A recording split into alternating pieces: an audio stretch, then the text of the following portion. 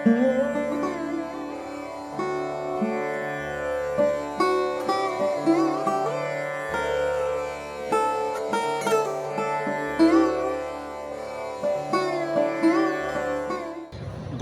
ভিতরে সবচেয়ে বড় হিন্দুদের যে দুর্গা উৎসব, আজকে আপনাদের সামনে সেটি তুলে ধরব। তো বন্ধুরা, ভিডিওতে বেশি একটা কথা বলবো না, যাই হোক চলুন দেখা যাক সেই পুজোটি। বাংলাদেশে দুর্গাপূজার ইতিহাস অনেক প্রাচীন, তবে লিখিত ও সংগঠিতভাবে দুর্গাপূজার শুরুর একটি সুস্পষ্ট ইতিহাস পাওয়া যায় ১৬০০ শতকের দিকে। বাংলায় প্রথম জমকালো দুর্গাপূজা শুরু হয় রাজশাহী জেলা তাহেরপুরের জমিদার কংসনারায়ণের হাতে। আনুমানিক ১৫৮০ খ্রিস্টাব্দে এটি ছিল আকবরের আমলে। এরপর নদিয়ার রাজা কৃষ্ণচন্দ্র রায়, শাক্ত ধর্মের প্রচারকগণ এবং জমিদাররা দুর্গাপূজাকে জনপ্রিয় ও ঐতিহ্যমণ্ডিত করে তোলেন। শুরুতে দুর্গাপূজা হতো রাজপরিবার, জমিদার বাড়ি ও অভিজাত পরিবারে। পরবর্তীতে ১৯০০ শতকে কুমারী পুজো, বারোয়ারি বা সার্বজনীন দুর্গাপুজো জনপ্রিয় হয়ে ওঠে। আজ এটি বাংলাদেশের হিন্দু সম্প্রদায়ের সবচেয়ে বড় ধর্মীয় উৎসব।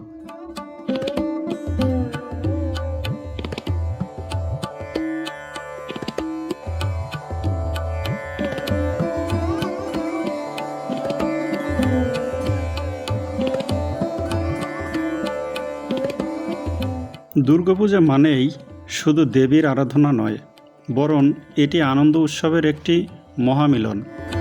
বাংলাদেশের প্রতিটি পূজা মণ্ডপ যেন ৫ দিনব্যাপী এক বিরাট মেলার রূপ নেয়। রঙিন আলোকসজ্জা, শিল্পীদের কল্পনাময় থিম, বিশাল প্রতিমা, সব মিলিয়ে প্রতিটি মণ্ডপে যেন ভিন্ন জগৎ তৈরি হয়। পুজোর মণ্ডপের চারপাশে বসে নানা ধরনের দোকান, মিষ্টি, খেলনা, ঝালমুড়ি, ফুচকা, ছোট বড় সবাই মেতে ওঠে কেনাকাটায়। প্রতিদিন সন্ধ্যায় ঢাক ঢোল, কীর্তন, নাচ গান, নাটক আর নানা প্রতিযোগিতায় ভরে ওঠে পুজোর পরিবেশ। দুর্গাপূজা তাই কেবল ধর্মীয় আচরণ নয়, বরং আনন্দ, মিলন আর সাংস্কৃতিক এক মহোৎসব। দুর্গাপূজার দিনে গ্রামের মাঠ থেকে শহরে রাস্তা সব জায়গা ভরে ওঠে আলো, সুর আর মানুষের হাসি আনন্দে।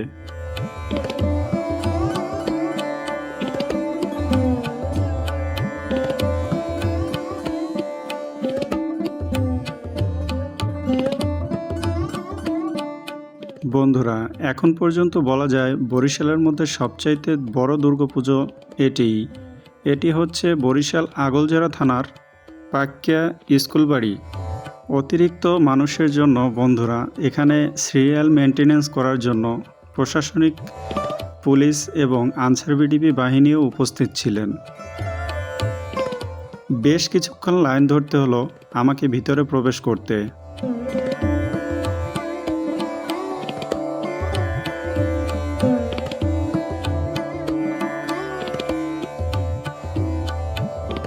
দেখলাম ছোট বড়, মেয়ে মানুষ, ছেলে মানুষ সবাই লাইন ধরে শৃঙ্খলভাবে সামনের দিকে এগিয়ে যাচ্ছে। আমিও সেই লাইনে যোগ দিলাম, কারণ ভিতরে আমাকে প্রবেশ করতে হবে।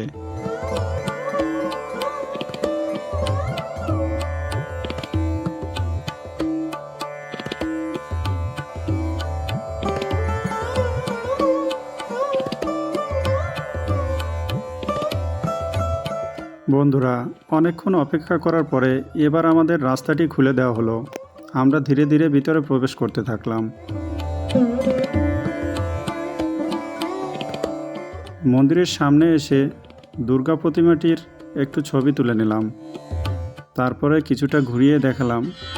ভিড় এতটা বেশি ছিল যার কারণে বেশিক্ষণ দাঁড়াতে পারলাম না।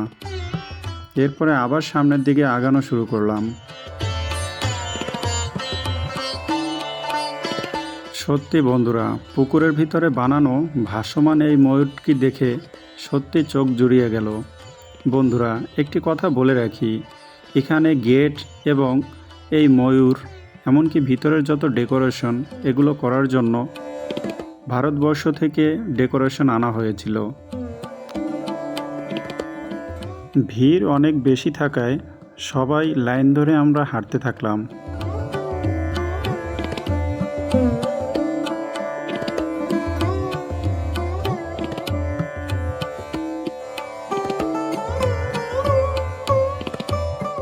বন্ধুরা, যতই যাচ্ছি রাস্তা যেন শেষ হচ্ছে না, আরও দেখার আগ্রহ জাগছে ভিতরে কি যেন আছে।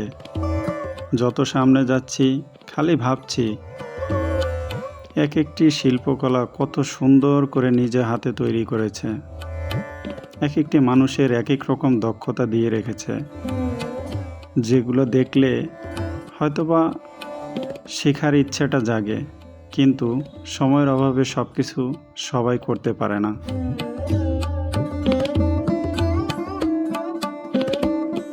দুর্গাপূজা হলো দেবী দুর্গার মহিষাসুর নামক অসুরের বিরুদ্ধে বিজয়ের প্রতীক।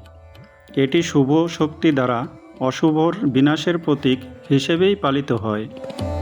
সাধারণত আশ্বিন মাসে সেপ্টেম্বর অক্টোবর শারদীয় দুর্গাপূজা অনুষ্ঠিত হয়। বাংলাদেশে পূজা 5 দিন ব্যাপী চলে: ষষ্ঠী, সপ্তমী, অষ্টমী, নবমী এবং বিজয়া দশমী। পূজা উপলক্ষে মণ্ডপ সাজানো হয়, আরাধনা, সঙ্গীত, নাটক ও সাংস্কৃতিক আয়োজন হয়। সংক্ষেপে বলা যায়, বাংলাদেশের দুর্গাপূজা প্রায় 450 বছরেরও বেশি পুরনো ঐতিহ্য, এবং এটি কেবল ধর্মীয় উৎসব নয়, বরং সাংস্কৃতিক ও সামাজিক মিলন মেলা।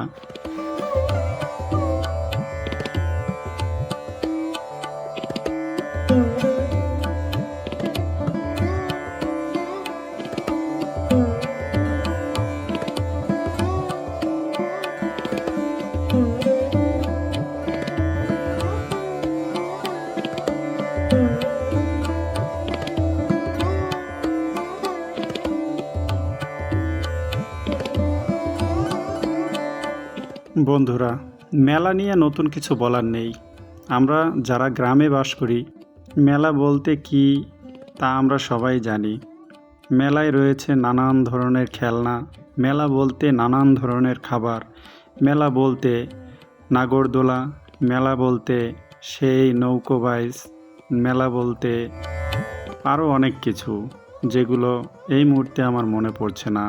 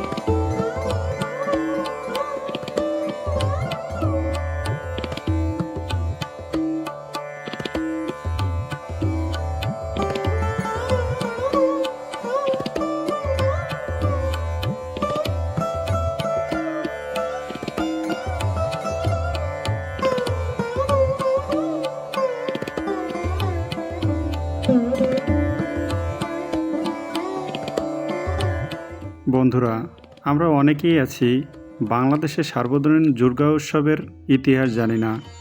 চলুন এবার জেনে আসি। প্রথমের দিকে দুর্গাপূজা ছিল জমিদার ও রাজ পরিবারের ব্যক্তিগত আয়োজন। সাধারণ মানুষ কেবল দর্শনার্থী হিসেবে উপস্থিত থাকত। তবে 1900 শতকের গোড়ায় বারোয়ারি পূজা থেকে সার্বজনীন দুর্গাপূজার সূচনা। বন্ধুরা, বলে রাখি, বারোয়ারি অর্থ হলো 12 জন একসাথে এই পূজার আয়োজন করায় এর নাম হয় বারোয়ারি পূজা। প্রথম সার্বজনীন দুর্গাপূজা বাংলায় হয় 1790 খ্রিস্টাব্দে, বর্তমান পশ্চিমবঙ্গের গঙ্গারামপুরে। বাংলাদেশে তৎকালীন পূর্ববঙ্গ এ ধারা 1900 শতকে ছড়িয়ে পড়ে। ঢাকায় প্রথম সার্বজনীন দুর্গাপূজা হয় আনুমানিক 1909 সালে। সার্বজনীন পূজায় শুধু ধনী জমিদার নন, সাধারণ মানুষও পূজার আয়োজন ও খরচে অংশগ্রহণ করতে শুরু করে। এর মাধ্যমে দুর্গাপূজা শুধু ধর্মীয় উৎসব নয়, বরং সমাজের সাংস্কৃতিক ঐক্যের প্রতীক হয়ে ওঠে। আজকে বাংলাদেশে প্রায় 30,000-এর বেশি মণ্ডপে দুর্গাপূজা অনুষ্ঠিত হয়।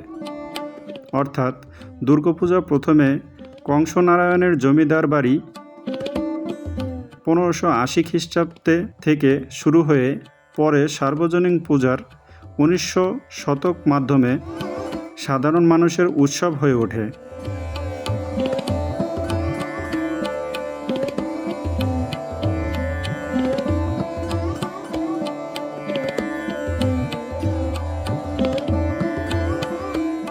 বন্ধুরা, সম্পূর্ণ ভিডিওটি এত ধৈর্য সহকারে দেখার জন্য ধন্যবাদ। আপনারা যারা ডকুমেন্টারি ভিডিও পছন্দ করেন এবং নতুনত্ব দেখতে পছন্দ করেন তারা আমার চ্যানেলটি সাবস্ক্রাইব করে দেবেন এবং বেল আইকনটি বাজিয়ে দেবেন, যাতে পরবর্তীতে ভিডিও দিলে সেই ভিডিওর নোটিফিকেশনটি খুব দ্রুত আপনার কাছে চলে যায়। বন্ধুরা, আজকে এই পর্যন্তই। নতুন আরেকটি ডকুমেন্টারি বা ব্লগ ভিডিও নিয়ে হাজির হব। তো ভালো থাকবেন সবাই এবং সুস্থ থাকবেন।